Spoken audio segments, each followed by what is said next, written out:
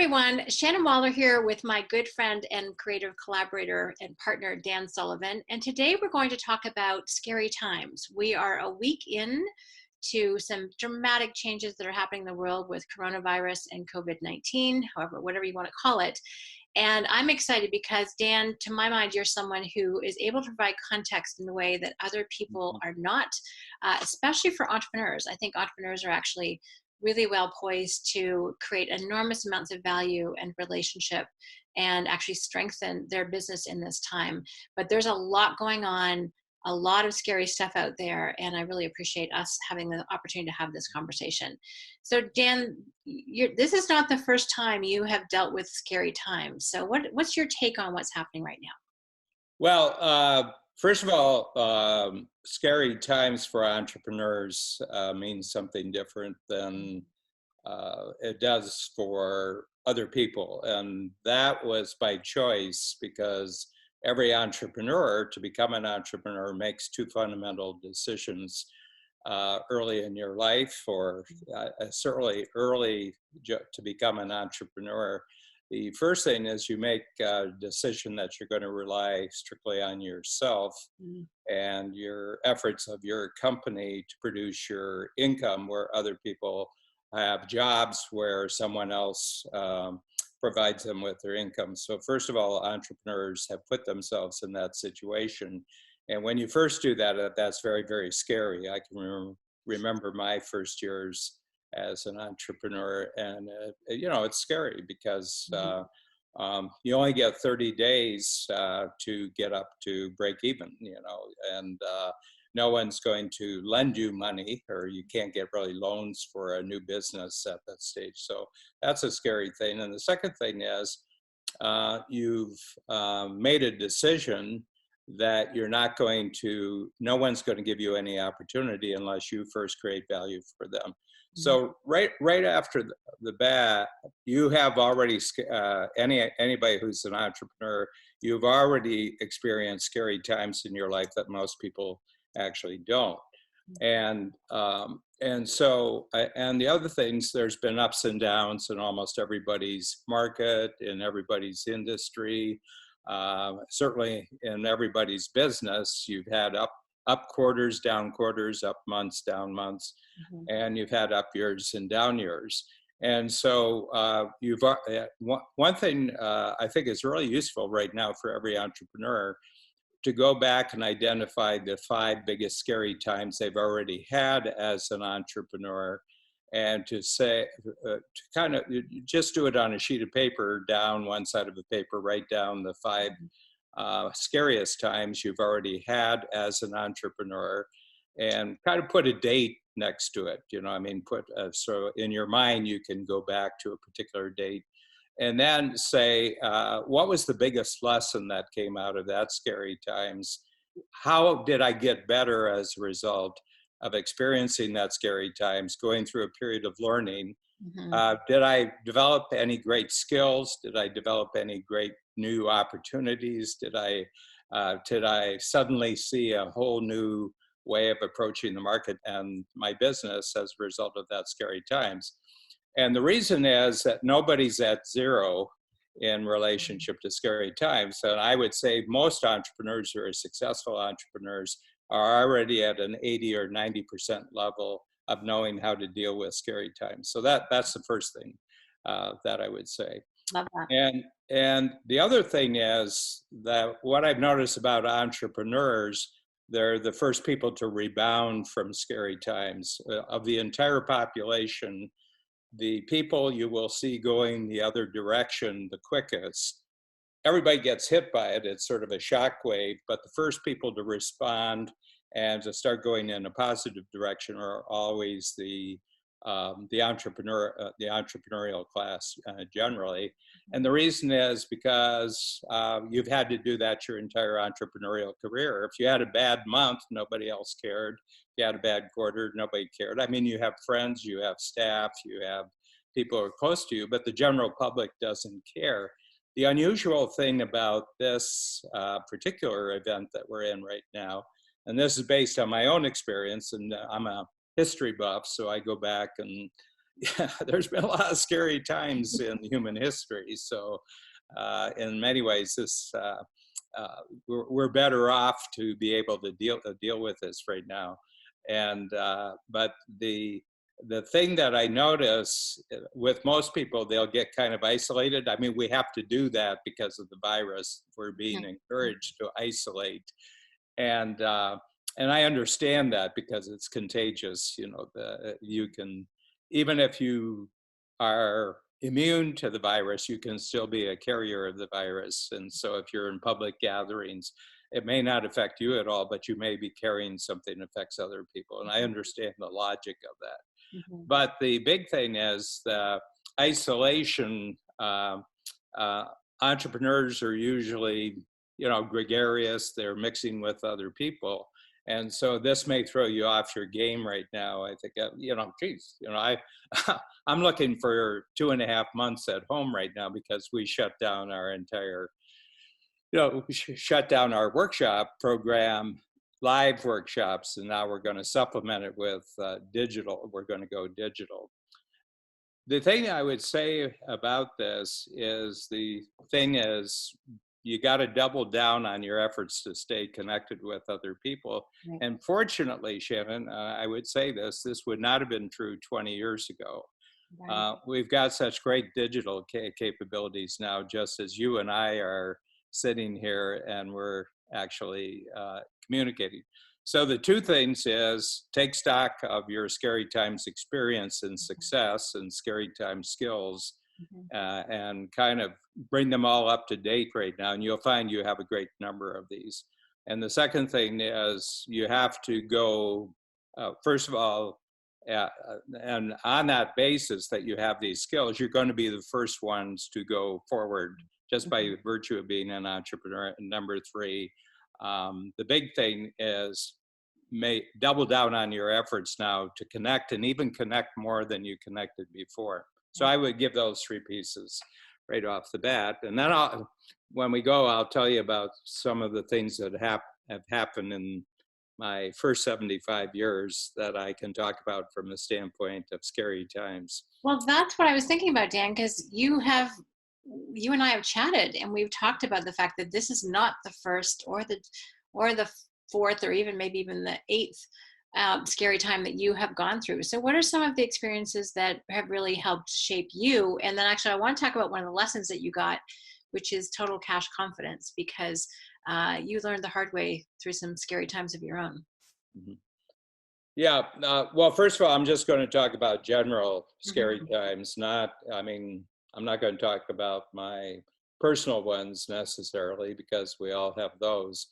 But, you know, being born in the 40s, you know, after the war, I talked to a lot of people who were then in their 50s and 60s, including my parents, who, you know, in their lifetime, they went through the First World War, big deal. I mean, in many ways, the country was almost under martial law for about, you know, for about 2 years anyway.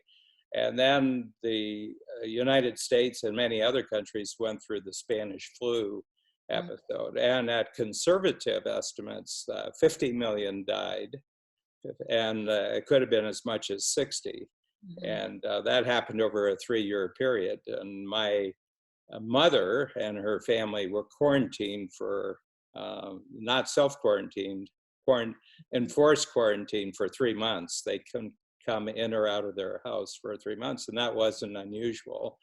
And then, you know, the country was going through a lot of change after the First World War, and then you had the Roaring '20s when there was massive growth and you know, just one of the great boom periods in U.S. history, followed immediately by the biggest stock market crash in history, and then the Depression, which went on literally kind of for 10 years. It went on. The original stock market crash was in 1929, so that was the end of the 20s. But it wasn't really until Pearl Harbor, 1941, that the country actually pulled out of that depression. So it was 12 years. And the whole world was inexperienced. So there was kind of a worldwide. So trade was way down. Mhm. But interestingly enough, entrepreneurial activity actually made great strides during the 1930s because conventional ways of doing things were not working. This is going to happen during this period, and I see that enormously in telecommunication, teleconferencing.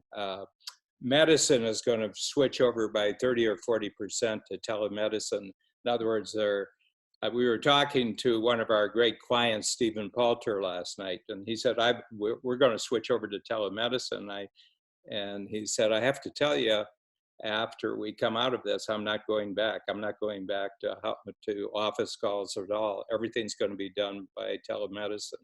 So Oh, you're going to see some real entrepreneurial breakthroughs during this period of time. And that would be the other thing I would say. I was talking about the little exercise in identifying scary times that have made you really resilient, really tough, mhm. and that you've already had. The other thing is 5 ideas that you've had kind of on your back burner during normal times, if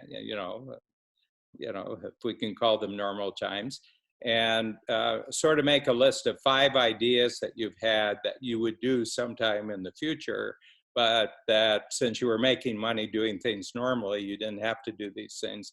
Well, you're not necessarily making money normally right now.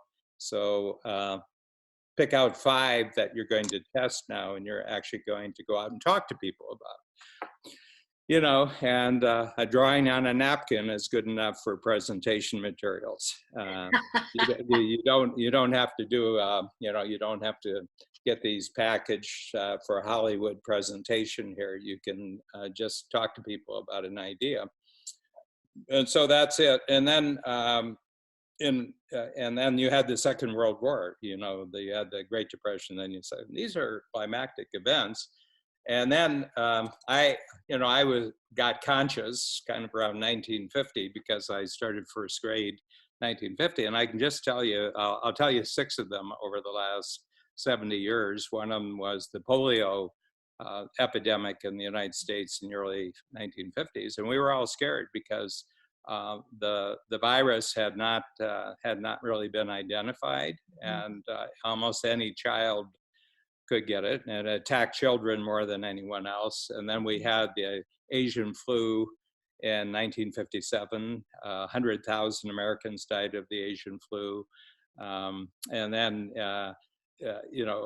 various wars, but the big one was the oil crisis in the early 1973-74, and then the huge inflationary period that we had, when if you were borrowing, you were paying 16 to 18% inflation, and then the rationing of gasoline in the 1970s, late 1970s. You had actually the worst one-day stock market crash in the history of the United States. And I was in New York when it happened, New York City in 1987. And it dropped 40% from opening to close because they didn't have breaks in those days. And what was happening is automated trading hadn't been taken into account, and they couldn't turn off the automatic trading programs. So whatever humans do, machines do it exponentially. And so when people were selling, it got out of hand, and they really couldn't cut it off. Interesting story, and remind me to come back to that, because I want to tell you how real entrepreneurs think about a day like that. And then, we had the 08, 09, we had the 08, 09 downturn, and we had, here in Canada, we had the SARS epidemic. And, now we've got this. Right. And as an entrepreneur, you did this, you did this, you did this. And entrepreneurs are very, very resilient. That's the nature. It's the nature of, the definition, according to the French word entrepreneur, means to take resources from a lower level of productivity to a higher level of productivity. Well, a lot of things have gone to very low level of productivity during this time. So you as an entrepreneur, how do you take resources? What kind of resources? Any kind of resource. Mhm. Ideas, solutions, products, services. You have to rethink them. So that's how I would approach it. I mean, just as a general description, and this is going to entrepreneurs everywhere Mhm. and strategic coach entrepreneurs who are in the strategic coach program. They have a lot of thinking tools that they can use for themselves, they can use for their family, they can use for their team, and then they can go out and talk to their existing clients and customers. They can go and talk to other entrepreneurs and show them how to think. Anything that you do to make someone else um, clearer about the situation, anything you do to make them more confident about the situation, and everything that you do to make people more capable during this period of time Mhm. will be rewarded 10 times after we come out of the after we come out of this period. That's really my sense of it too, Dan. There's an incredible opportunity to strengthen relationships, to strengthen your structures in your company, your technology, all the new capabilities. I love, love, love the idea of all the projects that you have not had time to do, because time is the one thing that most of us, if we don't even this week, pretty soon we're going to have more time to do things, more time with our families, more time for perhaps health and exercise. Keep yourself healthy is super important right now, but also projects. And we were chatting just before we hit record on this, that how many entrepreneurs want to write a book, and that this is something that now you might actually have time to do. Yeah, I was just talking to a man who has a great book production company, Scribe. This is Tucker Max from Austin, Texas. And I was talking to him last night. And so we're actually, I'm going to date this podcast this is the 19th of March. Mhm. And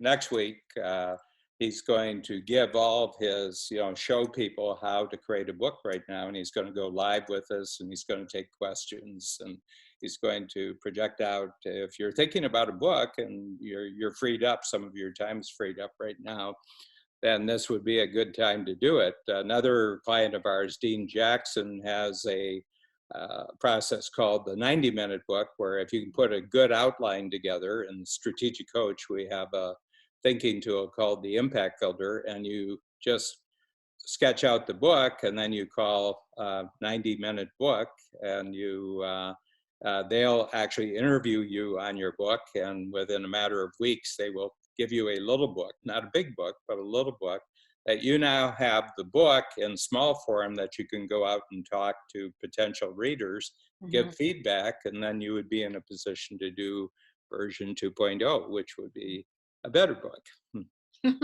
I love that. Well, and yeah, this all the capabilities that will get developed, I think, are powerful.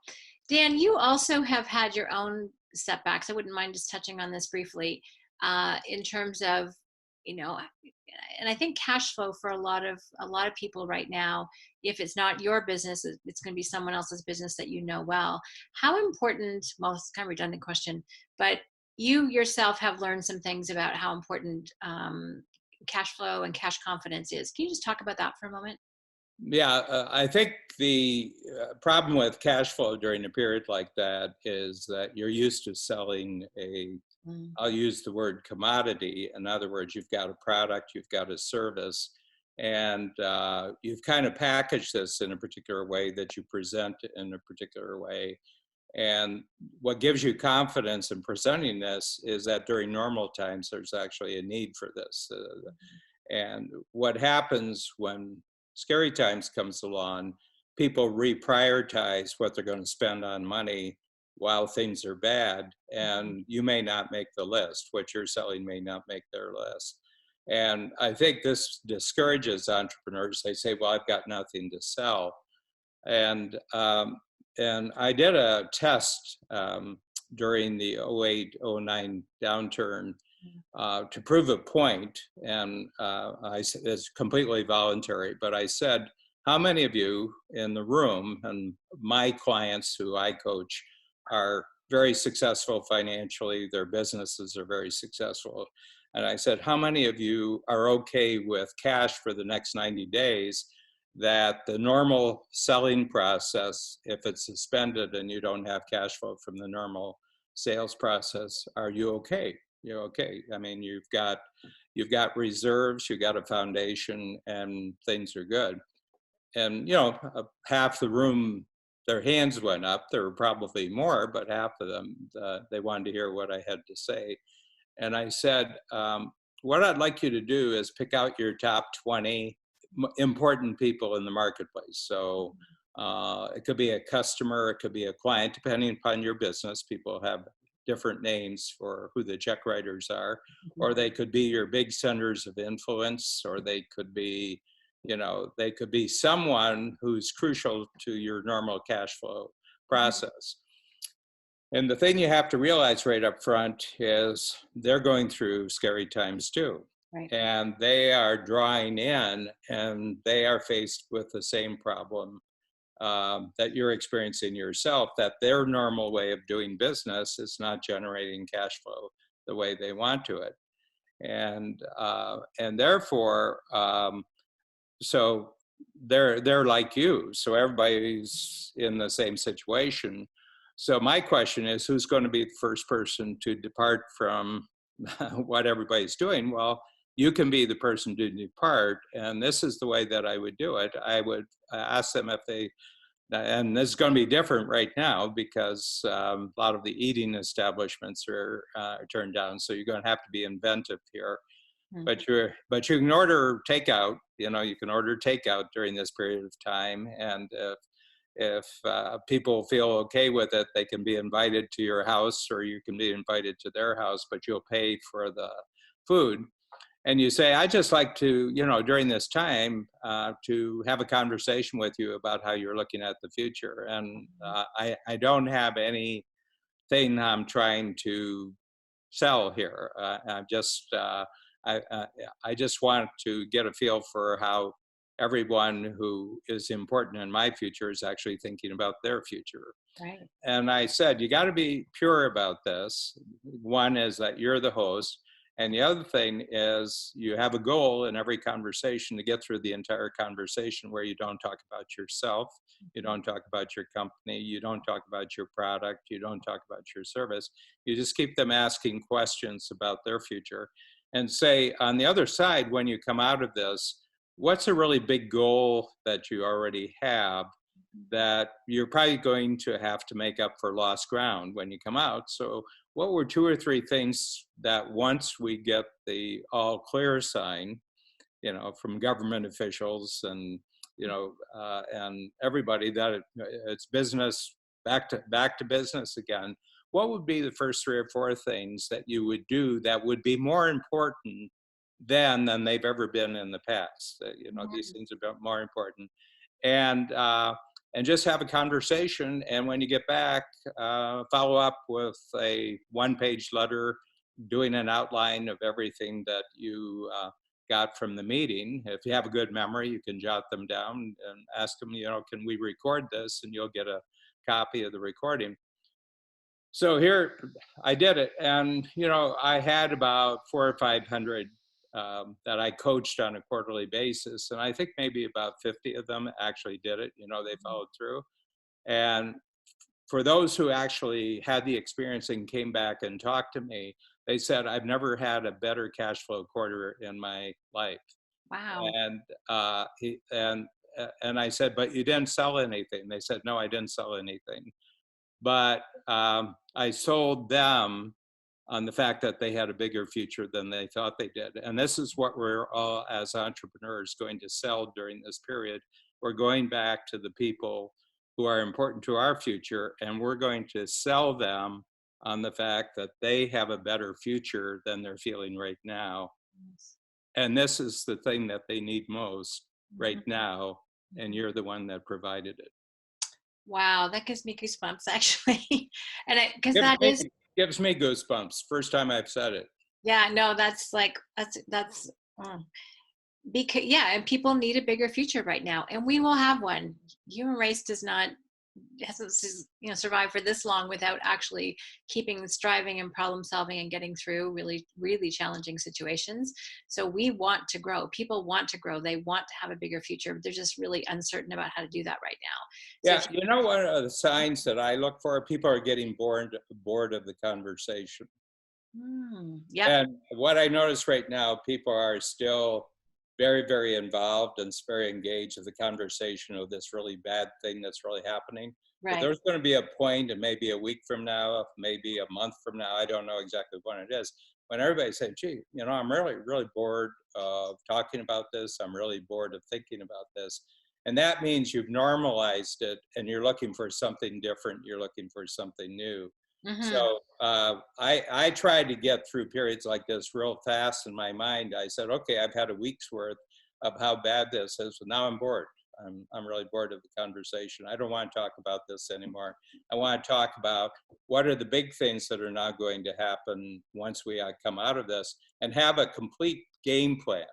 I Right. mean, Shannon, you'll remember in our company that Babs Smith and I have the strategic coach company, and we confronted all the team leaders with a scenario where Dan and Babs were gone, Hmm. and you you as the team leader had to take control of the company.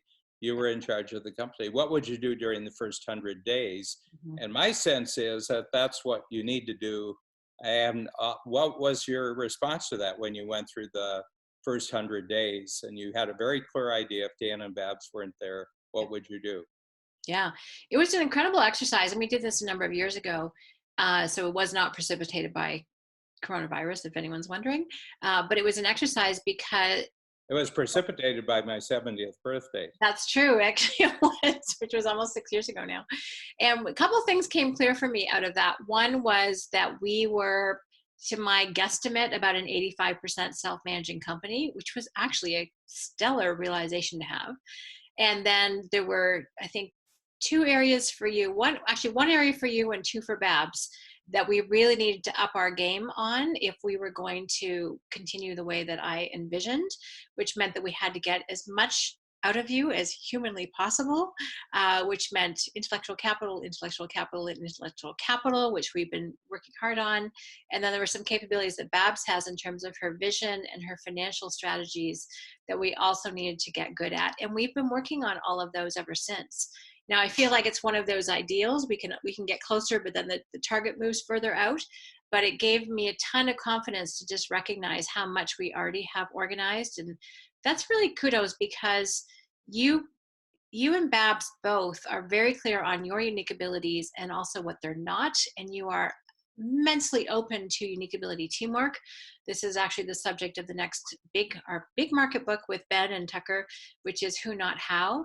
But you've been whoing yourself up for decades, and it really has paid off because you've got an incredibly talented, committed, loyal team who wants nothing more than to see the company succeed, um, preferably with you, but worst case scenario, we could also succeed without you.